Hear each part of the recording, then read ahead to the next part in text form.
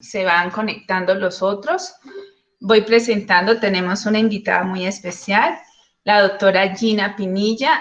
Ella es médico general de la Universidad de La Sabana, pediatra de la Universidad Nacional Autónoma de México, especialista de nutrición pediátrica de la Universidad de Boston. Hizo una maestría en nutrición clínica de la Universidad de Tech. Hoy tenemos el gusto de invitarla para que nos hable acerca de aspectos de la práctica clínica y aplicaciones del lineamiento de desnutrición aguda y los cambios que se han generado en el último año. Con ustedes, la doctora Gina Pinilla. Doctora Claudia, muchas gracias por la presentación, muchas gracias por la invitación. A ustedes agradecerles mucho su asistencia y contarles que parte de aceptar esta invitación no solo es por mi gusto de transmitir el conocimiento de la nutrición, sino por el cariño tan grande que le tengo a la doctora Narváez y porque les quiero contar que yo estoy muy agradecida con su hospital, con Hospital San José de Centro, porque fui paciente allá hace un año y ustedes fueron absolutamente maravillosos conmigo y con mi familia. Así que gracias, esta es mi manera de expresarles mi agradecimiento por lo buenos que fueron hace un año que estuve de paciente en su hospital. Entonces, vamos a comenzar, si estás de acuerdo, doctora Claudia. Sí, doctora Gina, de una. Va pues. A ver. Ah, caray.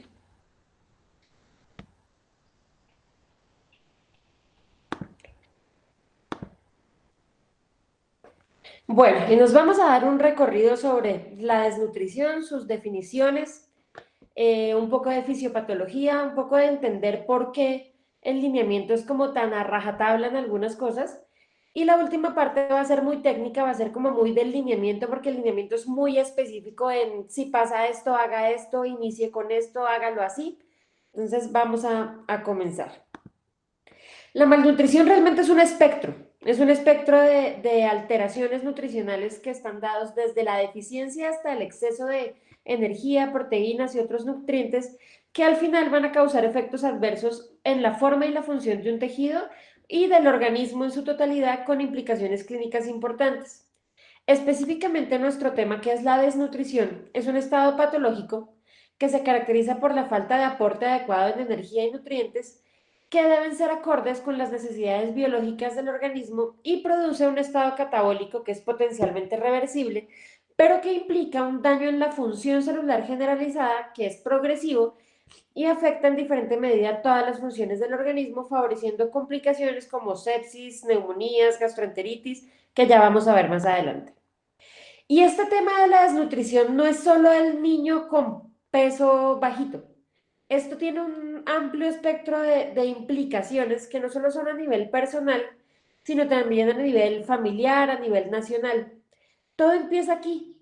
Tenemos un tema a nivel nacional de problemas económicos, sociopolíticos, ambientales, que se van a traducir en la disponibilidad de la comida, en el acceso a la comida y en los accesos a recursos de salud. Esto se va a ver como reflejado en la capacidad de utilizar la comida por el individuo y esto tiene unas consecuencias. Si la capacidad es inadecuada, vamos a tener hambre.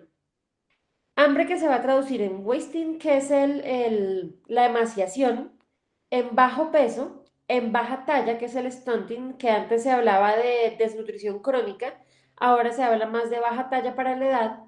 Y hay dos aspectos aquí. Uno es el hambre crónica, que es lo que uno ve como en la parte de la antropometría, y esta realmente es la causa más importante de malnutrición a nivel mundial, y es el hidden hunger, que es el hambre escondida o el déficit de micronutrientes. Entonces no se ve en la antropometría, no es un niño que vean flaquito, que vean con bajo peso para la talla, que es lo que vamos a ver, sino es un niño que tiene un déficit de micronutrientes que le está impidiendo un adecuado crecimiento.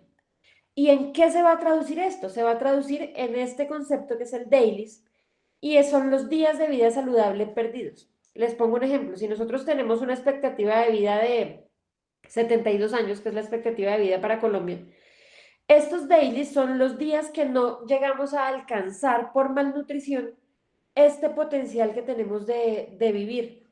Y esta es la carga del hambre. Aquí se traduce. Y sé que estamos cansados de webinars y de cosas virtuales y de este tipo de reuniones. Nos hace falta vernos, nos hace falta abrazarnos, pero es lo que tenemos. Vamos a ver las cifras. Esto es en SIN 2015, que es la encuesta nacional de salud y nutrición para Colombia.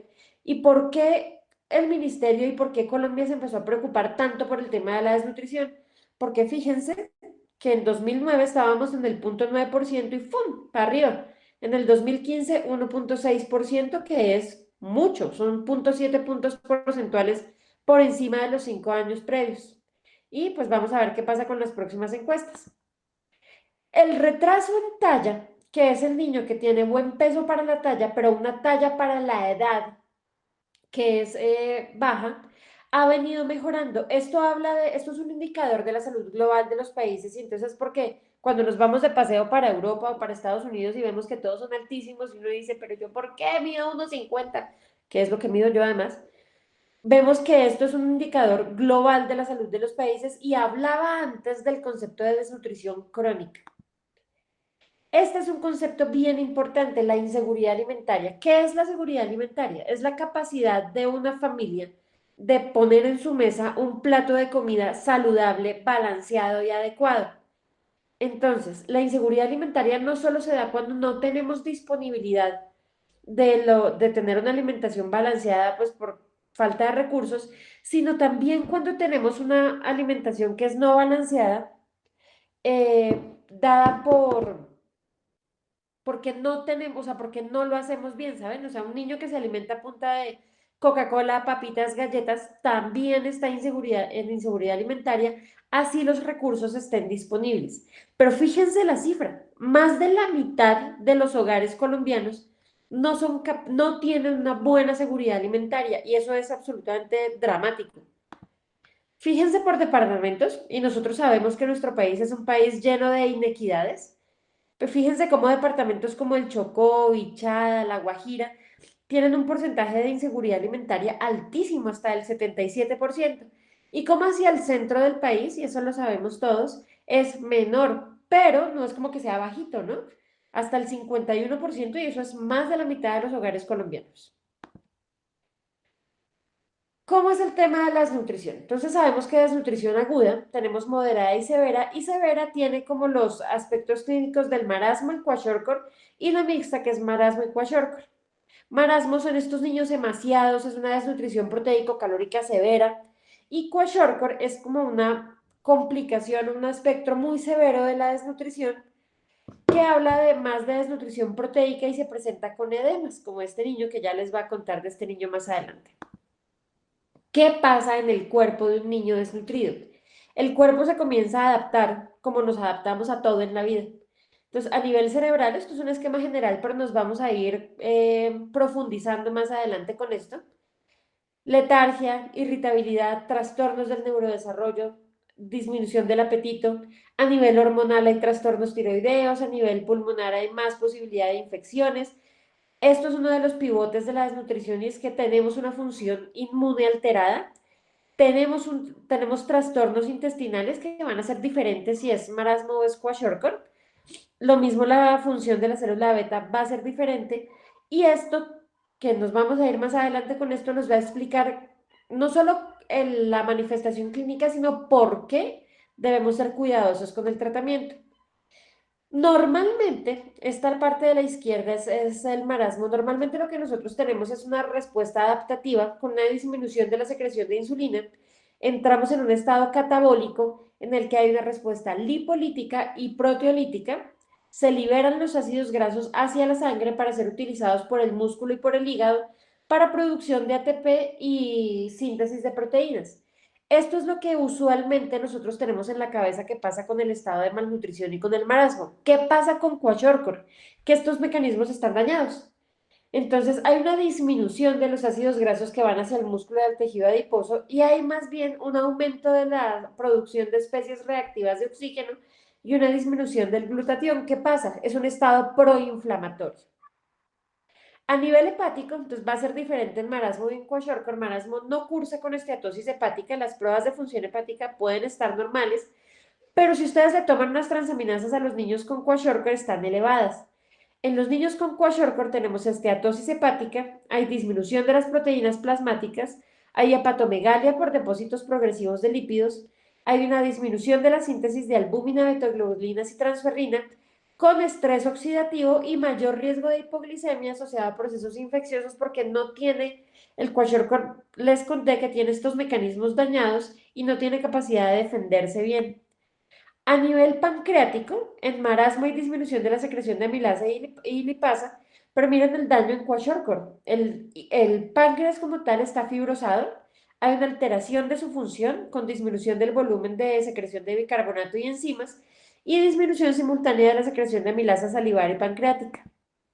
A nivel intestinal, kwashiorkor tiene un daño severísimo de la mucosa intestinal, cursa con síndrome de malabsorción, baja producción de ácido clorhídrico, baja motilidad intestinal, pérdidas de nitrógeno en las heces y marasmo. Realmente marasmo sí tiene daño, pero las lesiones son mínimas, el intestino está cercano a lo normal, tiene un índice mitótico bajo, hay disminución de la absorción de nutrientes, pero no es un daño severo como lo tiene kwashiorkor.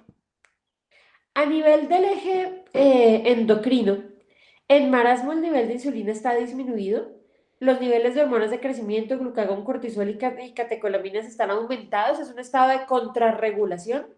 Hay proteólisis, hay desgaste de las reservas musculares, se disminuye la tasa metabólica que hace el cuerpo empezar a ahorrar y se altera la generación y la pérdida de calor y por eso estos niños son tan proclives a tener trastornos de temperatura, a tener distermias. Entonces, si lo arropan tantito, se sube la temperatura y si lo desabrigan, hacen hipotermia. Kwashiorkor no tiene como tanto trastorno hormonal porque los mecanismos de contrarregulación están dañados, pero también tiene este tema de las distermias que es muy importante en los niños desnutridos. La inmunidad. Principal causa de inmunodeficiencia en pediatría, desnutrición. No es la común variable, no es la combinada severa. De las inmunodeficiencias primarias sí es el déficit selectivo de IgA, pero a nivel global, los niños desnutridos son niños inmunodeficientes y eso es muy importante tenerlo en cuenta. Disminuye la producción de jugo gástrico, disminuye el flujo de saliva y asimismo la inmunoglobulina en saliva y lágrimas. La actividad microbicida de los granulocitos está alterada, así como las células dendríticas en sangre, los factores de complemento, la función de las células T efectoras y de las células B en sangre. Pero, ¿qué aumenta? La permeabilidad intestinal, las células inflamatorias en el intestino y la IgA en sangre. Entonces tenemos un estado de inmunodeficiencia con un estado proinflamatorio. A nivel renal, y esto es muy importante que lo tengamos en cuenta porque lo vamos a ver en las implicaciones de tratamiento, hay una alteración en la tasa de filtración glomerular, se altera la capacidad renal de concentrar la orina, el mecanismo de dilución está conservado, pero se disminuye la capacidad del riñón para excretar la sobrecarga de agua y de ácidos. Es por eso que en los niños desnutridos no pasamos bolos de líquidos y más adelante vamos a hablar por qué.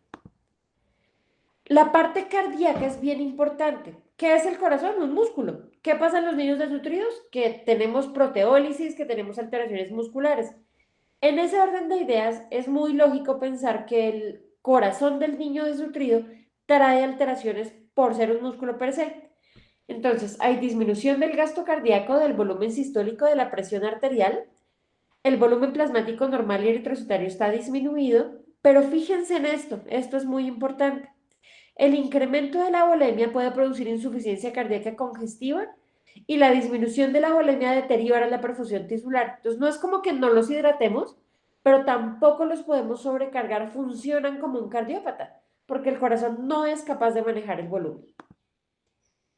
En el entendido de que 2/3 de nuestro metabolismo basal se van al funcionamiento específico de esta cosita, que es la bomba sodio-potasio TPasa, y hay una disminución de nuestro metabolismo basal, hidroelectrolíticamente nuestro niño desnutrido se va a comportar diferente.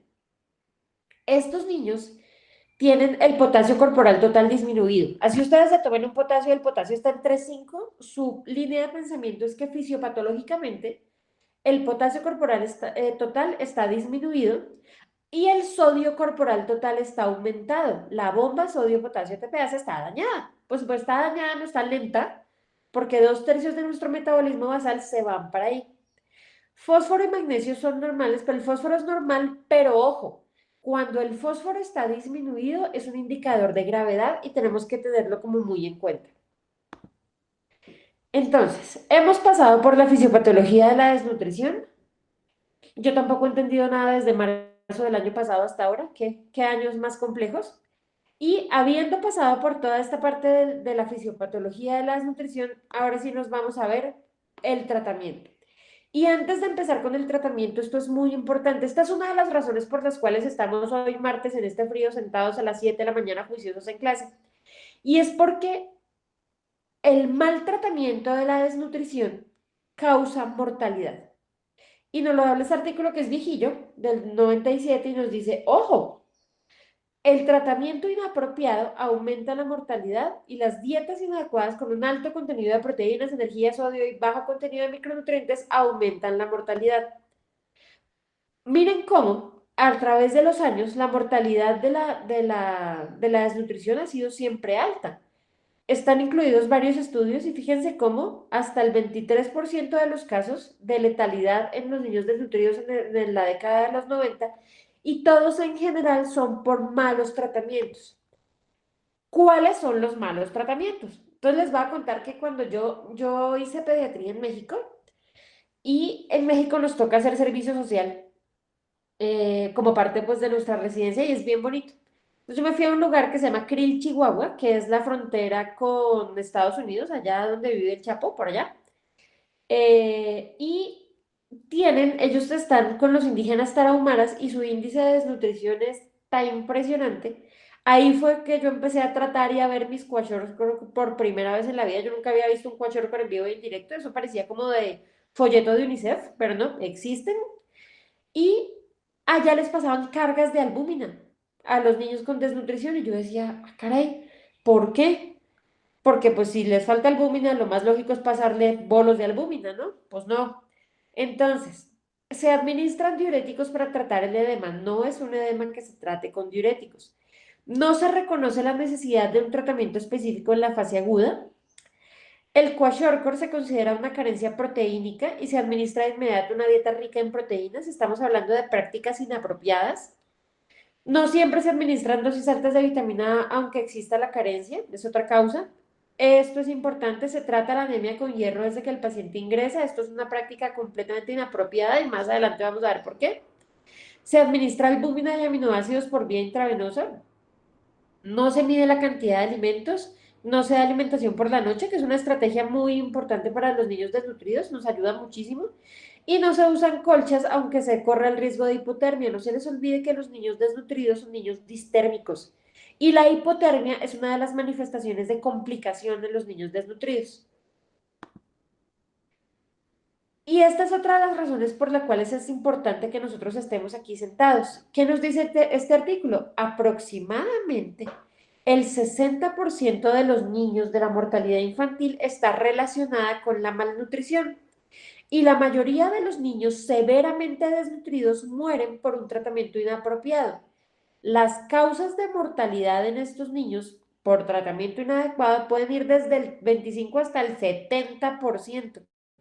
Y es por eso que este artículo llama a la necesidad de que el tratamiento de la desnutrición sea una parte integral de todos los programas de entrenamiento en pediatría y en medicina.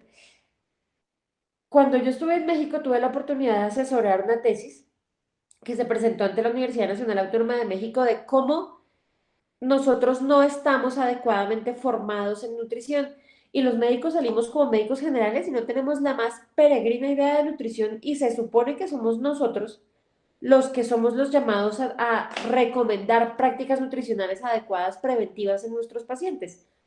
Peor aún que no sepamos el tema de la desnutrición. Yo creo que esto ha mejorado con la aplicación del lineamiento porque la Secretaría de Salud está, iba a decir está muy necia, pero está muy pendiente de que se aplique el lineamiento como se debe y yo creo que ustedes son una generación que es afortunada en ese sentido porque ustedes sí están recibiendo una educación nutricional adecuada, diferente de generaciones. No sé, la doctora Claudia, si en la residencia le fueron como tan incisivos en enseñarles el tema de la desnutrición. A mí más o menos, pero yo terminé en este rollo porque hice una tesis en desnutrición hospitalaria y mi hospital, que se jacta de ser uno de los mejores hospitales de Latinoamérica donde yo me formé, pues sí tiene altos índices de malnutrición hospitalaria. Entonces fue como, ahí me metí en este rollo. Entonces, empecemos con el lineamiento y a partir de este momento me voy a disculpar porque las diapositivas están muy llenas de texto, pero tienen la intención de que sirva para ustedes como un resumen. Yo con muchísimo gusto se las mando con la doctora Claudia si quieren. ¿Qué es lo primero que tenemos que saber? La primera resolución fue en 17 de diciembre del 2015 y aquí lo que tenemos que saber es esto. Esta vaina es de obligatorio cumplimiento, o sea, de obligatorio cumplimiento como no pasarse los semáforos en rojo, como no, ¿saben? Como cualquier ley de la República. Y se actualiza el 17 de diciembre del 2020, que es lo que vamos a hablar como de las actualizaciones. ¿Qué es lo primero que tenemos que hacer cuando nos enfrentamos a un niño desnutrido? Primero, clasificarlo correctamente y la cosa va en la antropometría. Si nosotros no tenemos buenos equipos, si nuestros equipos no están calibrados, si no hacemos una adecuada medición, o sea, el triage tiene que pesar y medir los niños adecuadamente en pelotos. Si son menores de 2 años, tenemos que hacerlo en infantómetro. Si son más grandecitos, ya se puede en estadímetro. Esto es importante, el tema de la antropometría. ¿Para qué? Para hacer una clasificación correcta. Porque si no hacemos una clasificación correcta, pues entonces partimos de que no estamos haciendo el diagnóstico.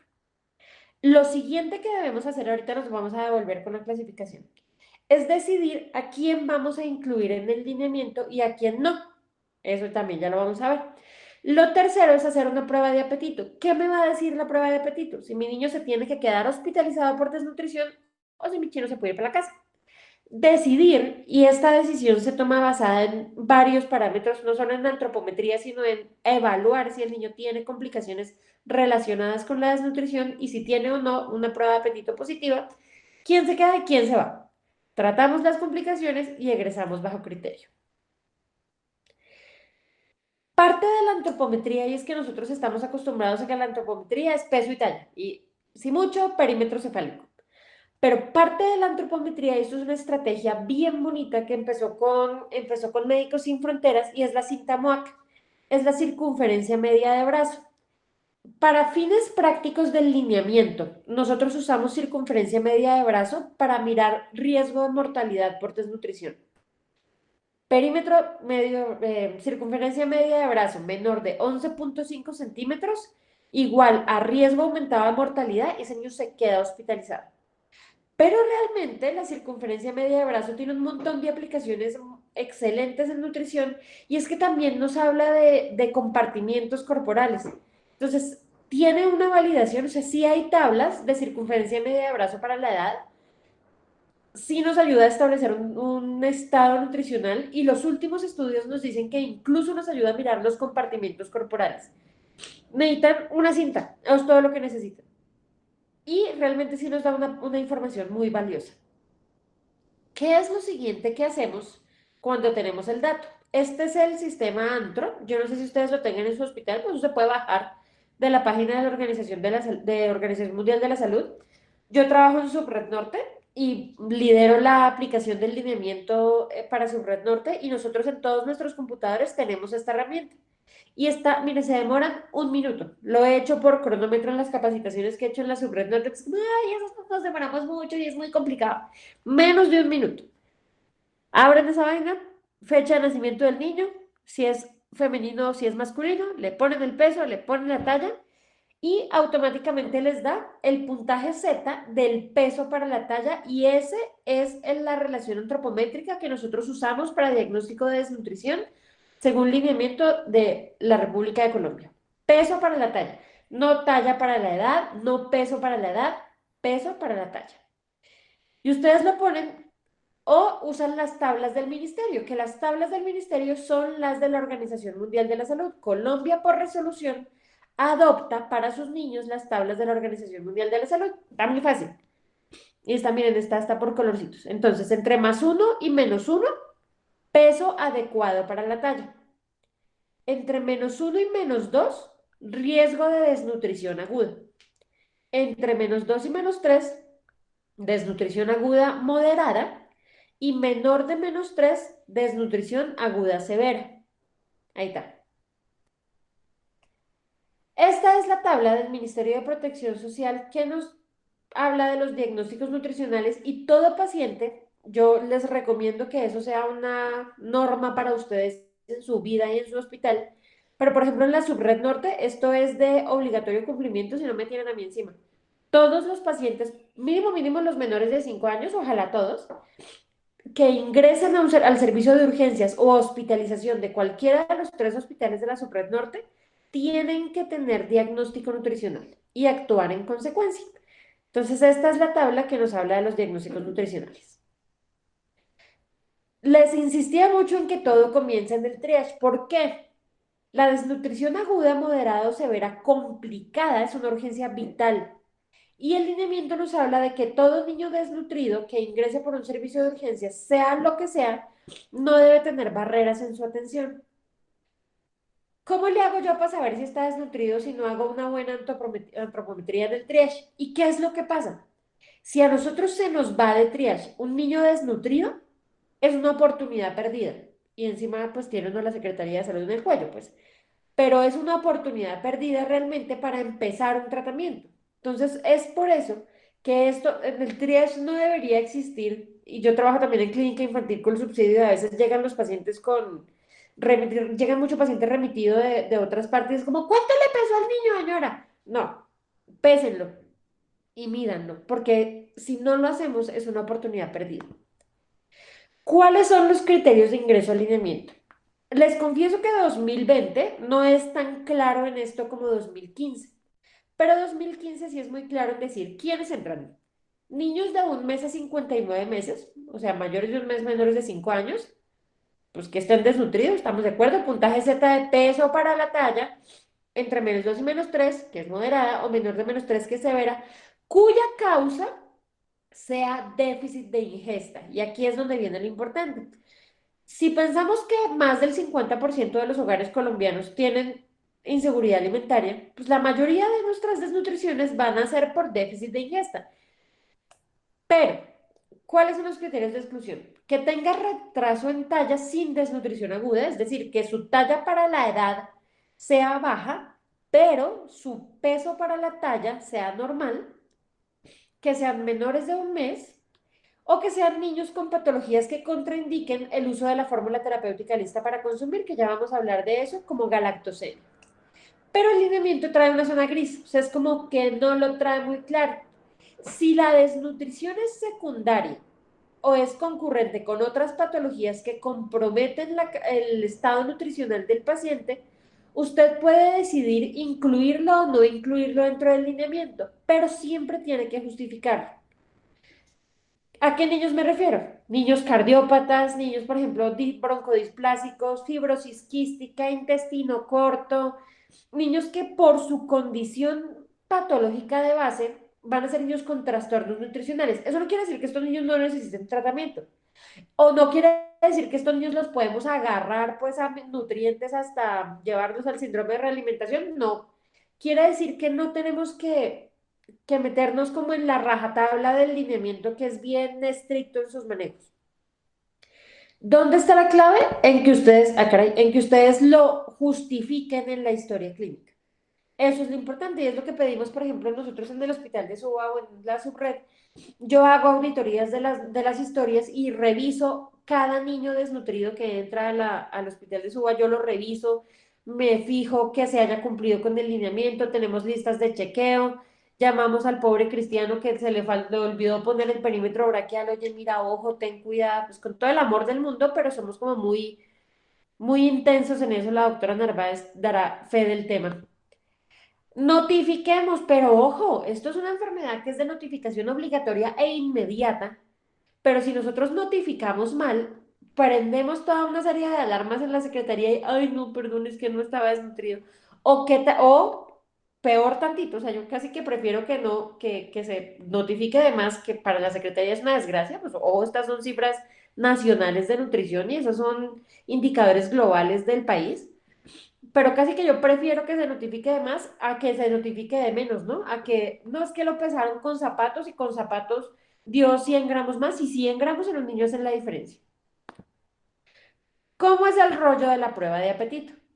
Todo niño con desnutrición aguda, moderada, severa, mayor de 6 meses, que tenga criterios de ingreso al lineamiento, se le debe hacer una prueba de apetito con esta cosilla, que es el FTLC, la fórmula terapéutica lista para consumir, que es el famoso Plum Pinut.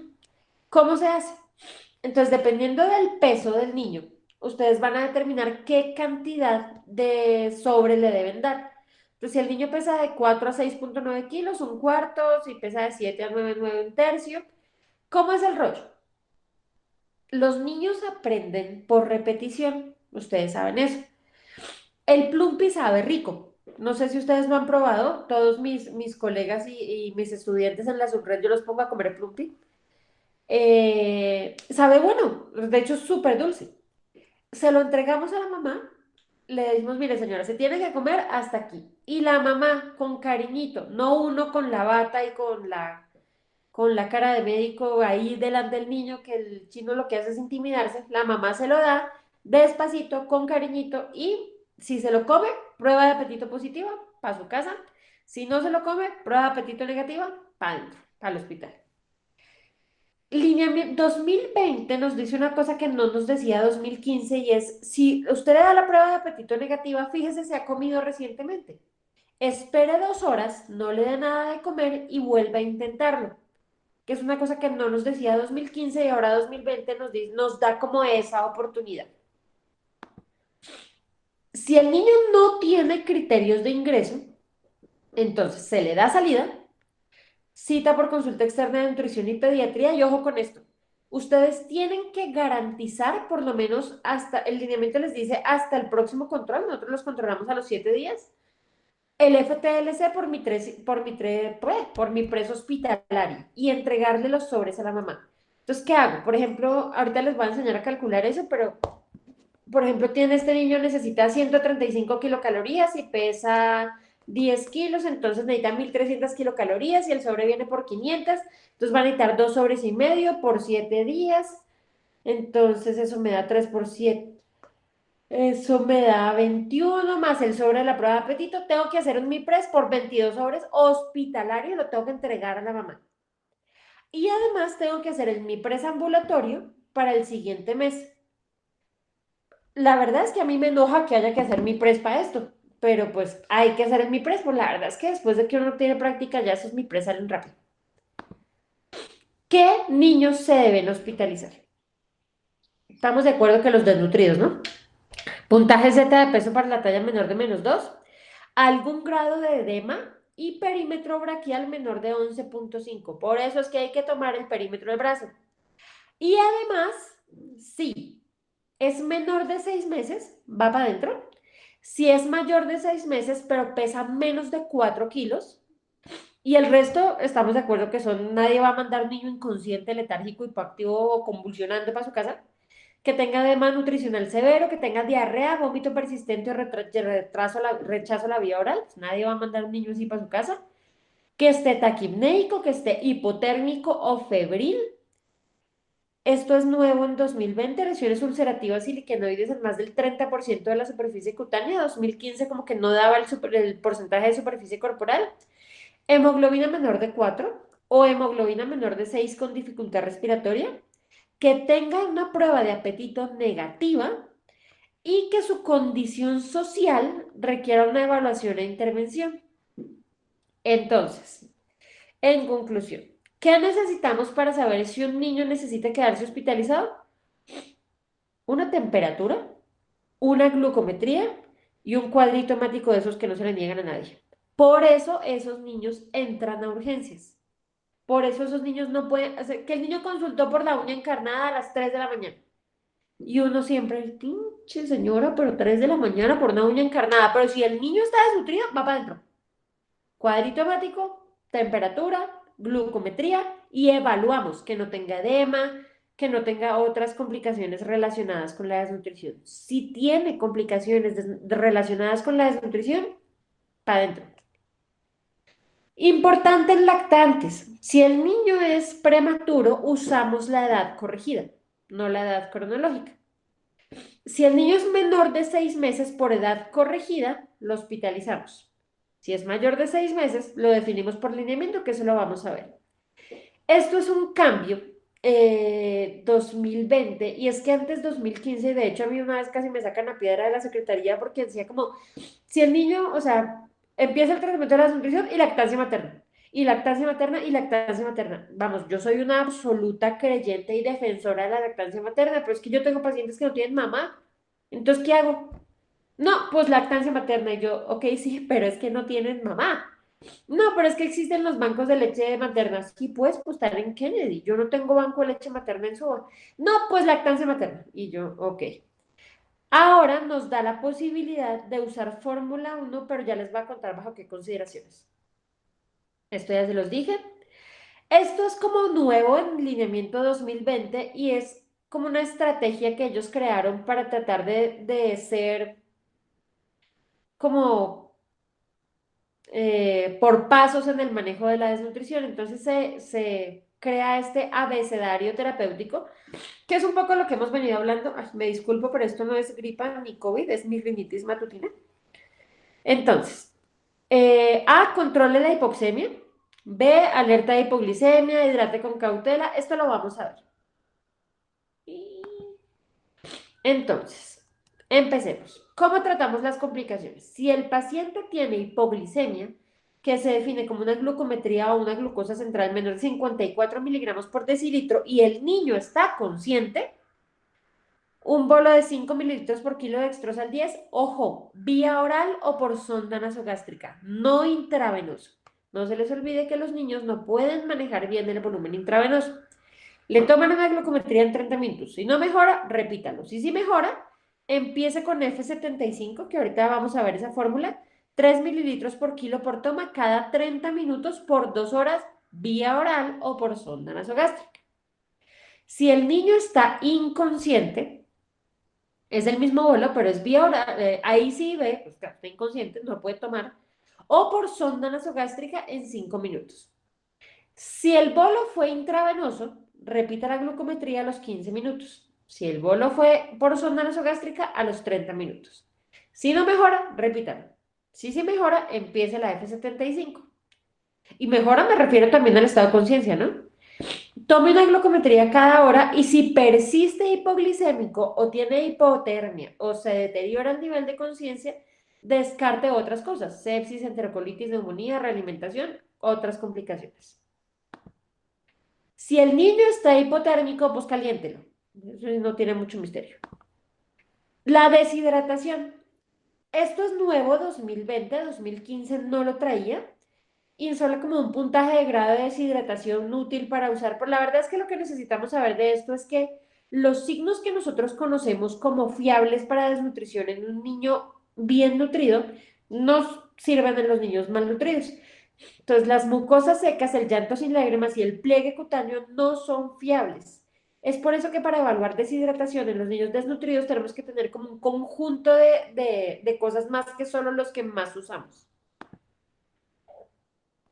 Tratamiento de la deshidratación. Si no hay alteraciones del estado de conciencia ni está letárgico, prefiera la vía oral. Si no es posible la vía oral, pase una sonda, pero en ningún lado dice agarre 2 venas periféricas, que es una cosa que tenemos como en nuestras respuestas medulares, ¿no? Pase un bolo. Cuidado, aquí no.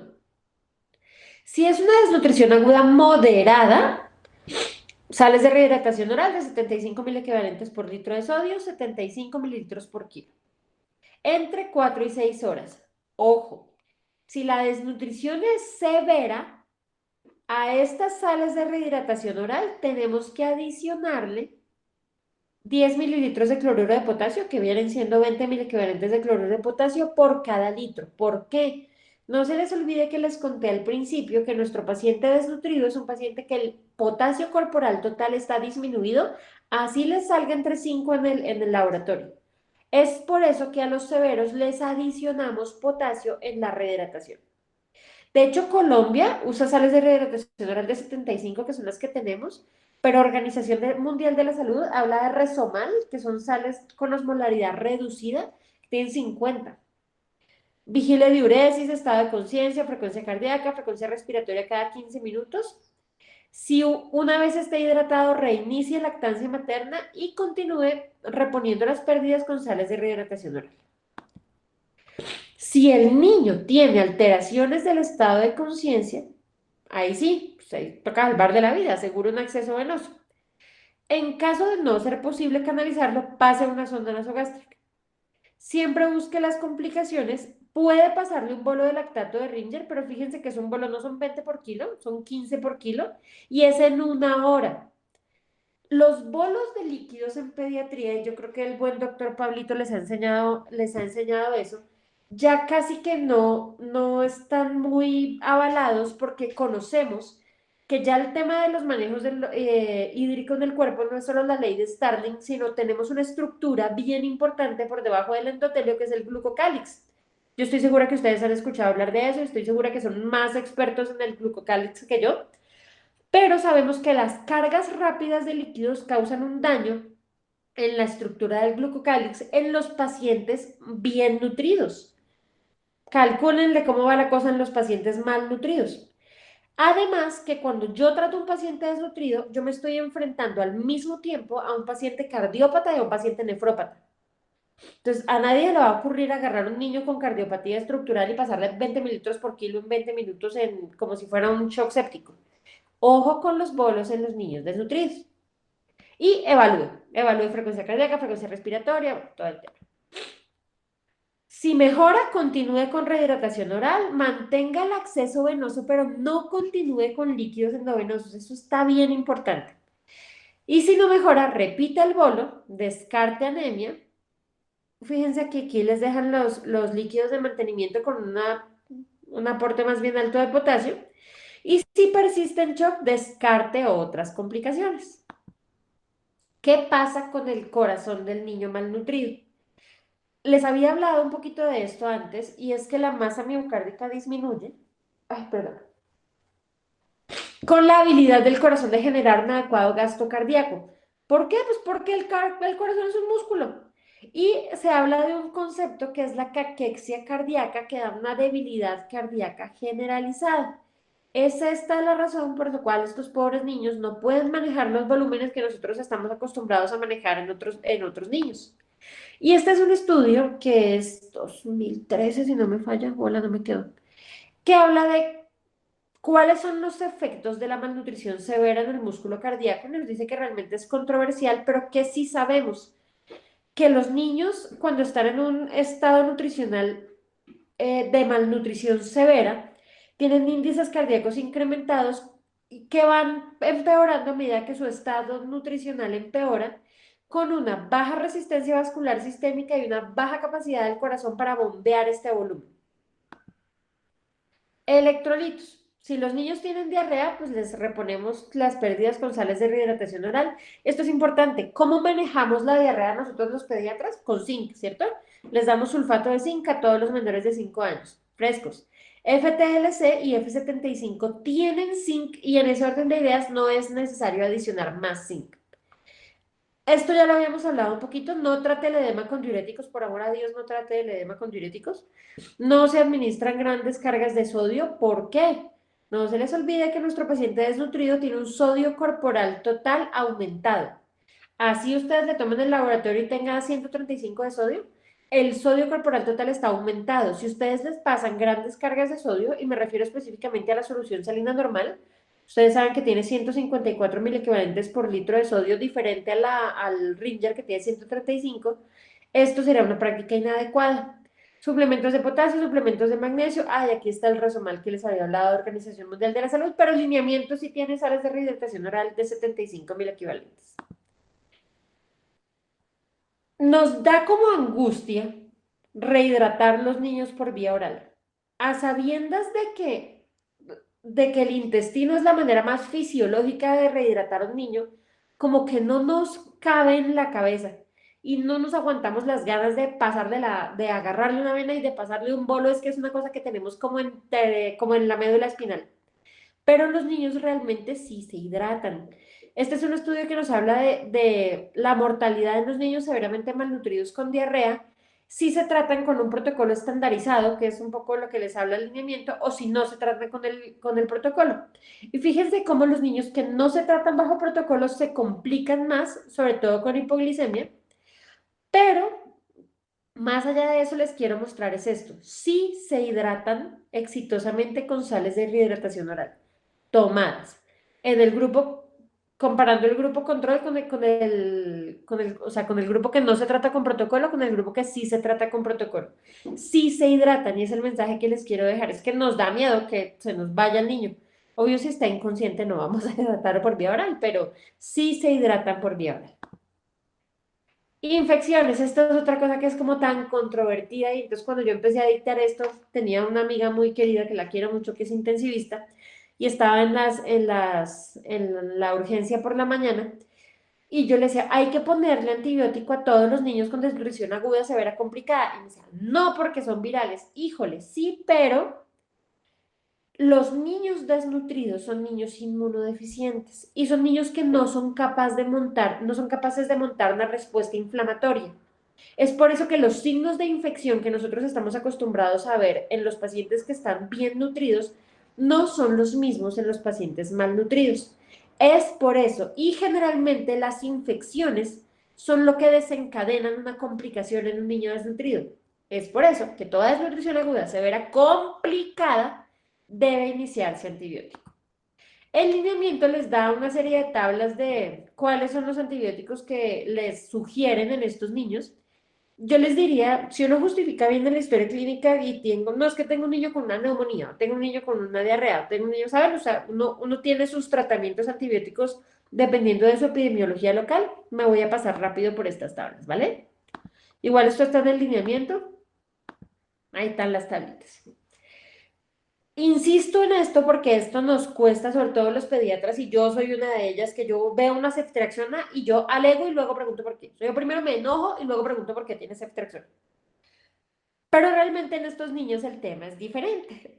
¿Realmente necesitan infección? Sí. Perdón, necesitan antibióticos, sí. Ellos tienen infecciones frecuentes. El diagnóstico de una infección es más difícil por lo que les decía, no siempre muestran las manifestaciones clínicas y son niños que de plano tienen sobrecrecimiento bacteriano a nivel intestinal y tienen más riesgo de translocación bacteriana. Este artículo es 2014, no es tan viejito. Lo mismo, otro artículo que lo soporta, este es 2013 y hacen un estudio randomizado doble ciego, placebo controlado, lo hacen en Malawi y agarran niños con desnutrición aguda de 6 a 59 meses y tienen grupos control. Entonces a unos les ponen amoxicilina, a otros les ponen cefnidir, a otros les ponen placebo por 7 días y a todos les ponen su fórmula terapéutica lista para consumir. Y lo que van a medir es recuperación nutricional y mortalidad. Y fíjense cómo la mortalidad a las 12 semanas es mucho más alta en el grupo placebo. Y el riesgo relativo de mortalidad para placebo comparado con la amoxicilina es del 1,55 y comparado con cefnidir de 1,8. Entonces nos muestra este artículo cómo realmente, si yo no le pongo antibióticos, sí puede, digo, es un estudio pequeño, pero sí puede aumentar sí puede aumentar la mortalidad y los intervalos de confianza son muy buenos. Micronutrientes. FTLC y F75 tiene casi todos los micronutrientes. El único que no alcanza a cubrir es ácido fólico. Todo paciente con desnutrición aguda, moderada o severa debe llevar, si es mayor de 6 meses, una dosis de 5 miligramos vía oral en el primer día de ácido fólico y luego 1 miligramo vía oral al día. Si es menor de 6 meses, una única dosis de 2,5. Si está con tuberculosis y en tratamiento con isoniazida, le ponen piridoxina y ojo, hierro solo en la fase de rehabilitación, nunca en la fase aguda porque aumenta la mortalidad. Anemia. Esto es cambio 2020, esto no estaba así en 2015. La definen como una hemoglobina menor de 11,5 a una altura de 1.500 a 2.000 metros. Severa, con una hemoglobina menor de 4 o menor de 6 si tiene dificultad respiratoria. Y aquí se transfunde bajito. Cuidado. 10 mililitros por kilo. Generalmente nosotros transfundimos a 15 por kilo, pero en esta vez va a ser 10 por kilo en 3 horas bajo estricta vigilancia médica. Y esta es perfectamente la única indicación de uso de diurético en un paciente con desnutrición aguda y es cuando lo está transfundiendo. Ahí se les pone furo, antes y después de la transfusión para evitar la sobrecarga hídrica. Aquí va el cambio. Si la hemoglobina es mayor de 6 y no tiene dificultad respiratoria, uno le inicia FTLC y mide hemoglobina cada mes. Cuando termine la fórmula terapéutica lista para consumir, que va a ser cuando salga de la desnutrición y la hemoglobina sea mayor de 11, ahí le inicia hierro polidesmactosado o hierro aminoquelado por un tiempo igual al empleado en recuperar los niveles de hemoglobina. Me explico. Tengo mi niño desnutrido, mi niño tenía 8 de hemoglobina, yo le empecé la FTLC, le medí la hemoglobina cada mes y al mes 4 la hemoglobina estaba en 11. ¿Listo? Chévere. Ahí en ese momento paro de FTLC y le inicio hierro por 4 meses, que fue el tiempo que me demoré en recuperar el nivel de hemoglobina. Espero haber sido clara con eso. Dermatosis. Los niños tienen dermatosis por déficit de micronutrientes. Lineamiento 2020 nos dice, ojo, si tiene más del 30% de superficie corporal afectada, se comporta una quemadura y se debe hospitalizar. Y generalmente lo que nosotros ponemos es vaselina. Mucho complique con las complicaciones, yo espero no haber sido como tan enredada y haber sido clara en la explicación. Y ahora sí que les damos de comer a estos chinos.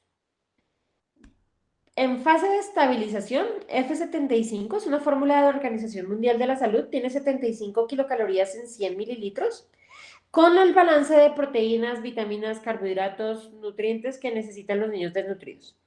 Y estas para fase de transición es nuestro famoso Plumpinut o el famoso FTLC. Este sobrecito tiene 500 kilocalorías. Menores de 6 meses con posibilidad de ser amamantados, y aquí me voy a echar una cuñita bien chévere. Estos niños se inicia su tratamiento con F75. Si es una desnutrición moderada, 100 kilocalorías por kilo por día. Si es una desnutrición severa, sin edemas 80, con edemas 40, pero más allá de eso, la rinitis. Más allá de eso, ustedes tienen que empezar un proceso que se llama de relactación. ¿De qué se trata eso? Aquí les va. Uy.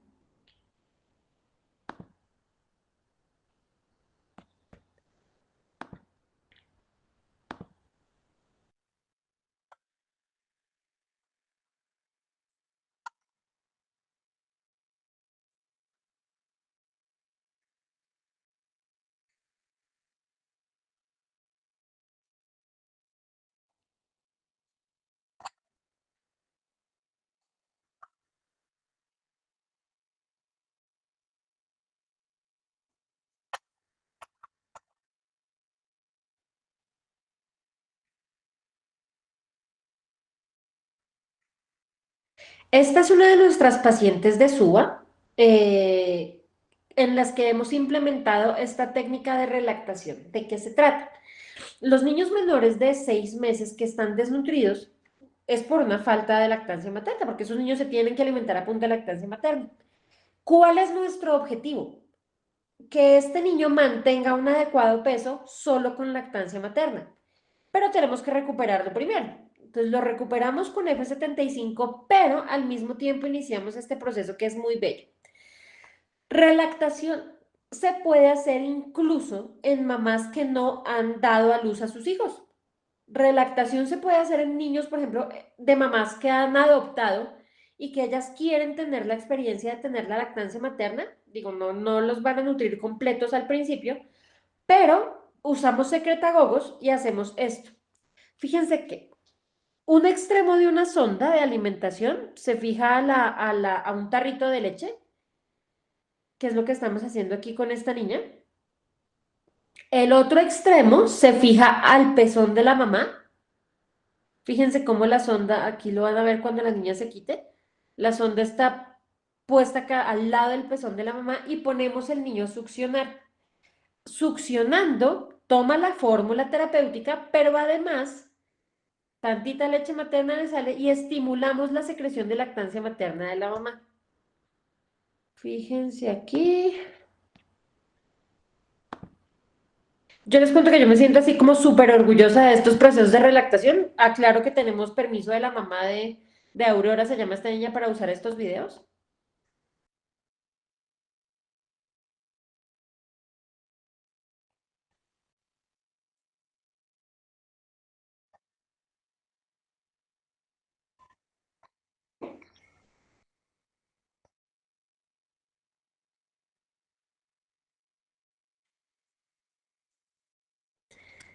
Crédito a quien lo merece. La voz es de Daniela, que es la nutricionista que trabaja conmigo en su y es absolutamente fabulosa y le tiene un amor y una paciencia a este tema bellísima. Y lo otro que les quiero mostrar es que ahorita más adelante les voy a mostrar que no usamos biberón de teteros, ni tetinas, ni chupos.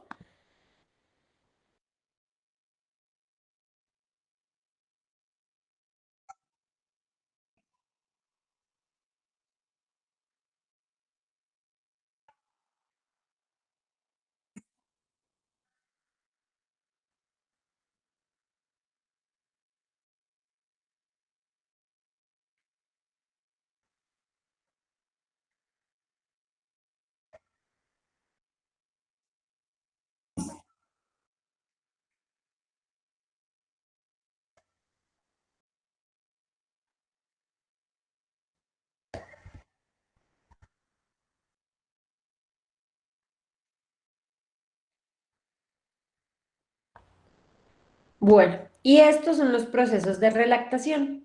Bello, bellísimo, pero necesita paciencia y necesita mucho, mucho amor, pero vale la pena.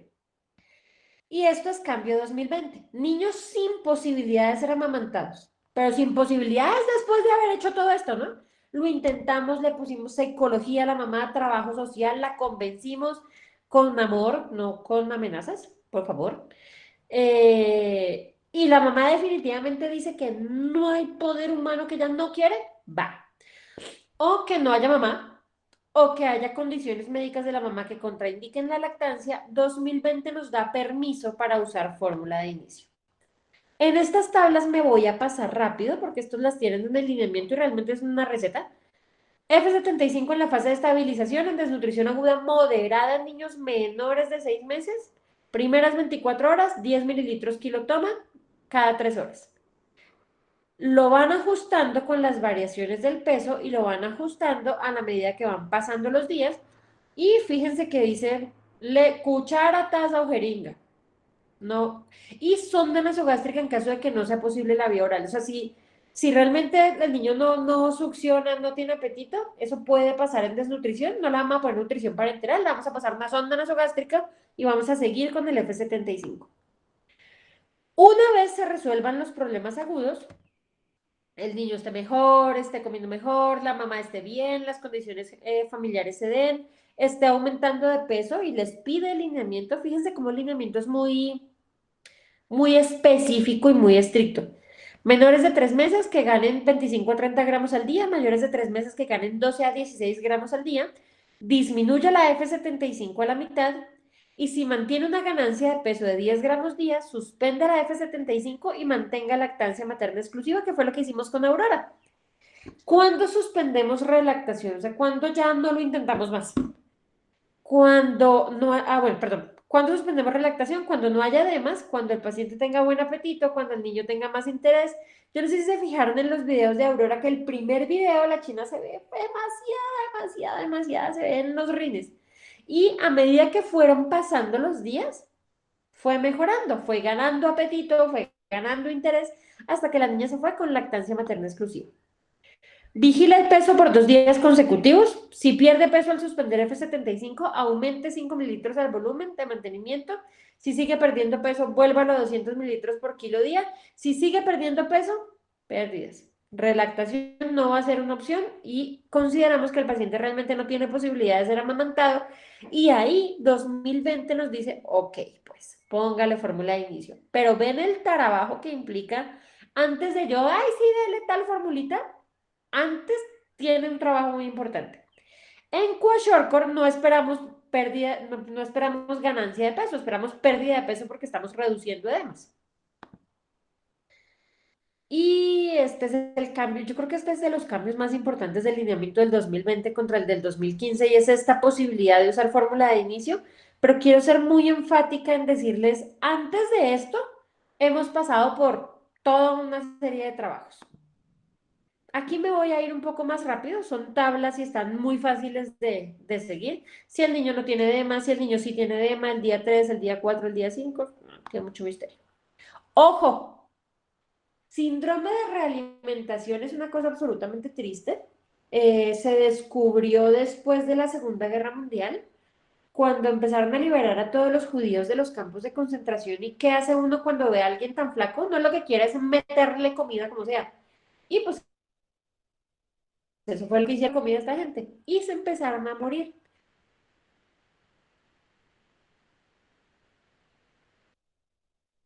Los mecanismos adaptativos del cuerpo frente a la malnutrición.